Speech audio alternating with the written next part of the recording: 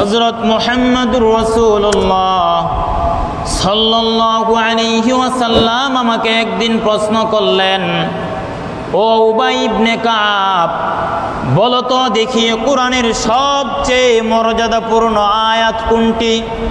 কোরআনের সবচেয়ে ফজিলতপূর্ণ আয়াত কোনটি? কোরআনের সবচেয়ে শ্রেষ্ঠ আয়াত কোনটি? উবাই ইবনে কাব রাদিয়াল্লাহু তাআলা আনহু বললেন, ইয়া রাসূলুল্লাহ, হে আল্লাহর রাসূল, আল্লাহু ওয়া রাসূলুহু আ'লাম, আল্লাহ এবং আল্লাহর রাসূলই ভালো জানেন।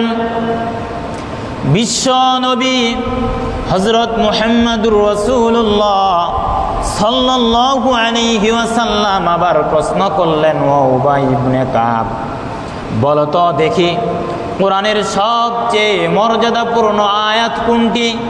কোরআনের সবচেয়ে শ্রেষ্ঠ আয়াত কোনটি?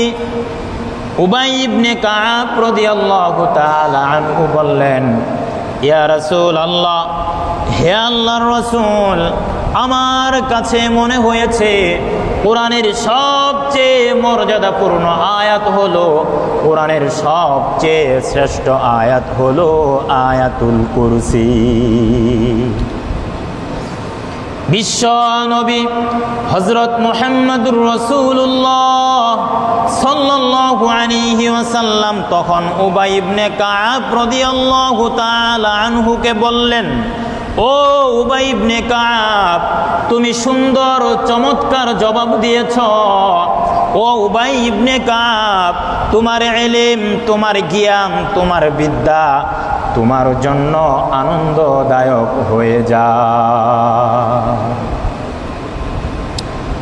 প্রিয় মুসলমান ভাইয়ারা আমার, তাহলে এই হাদিস থেকে আমরা জানতে পারলাম কোরআনের সবচেয়ে মর্যাদাপূর্ণ, সবচেয়ে শ্রেষ্ঠ আয়াত হলো আয়াতুল কুরসি।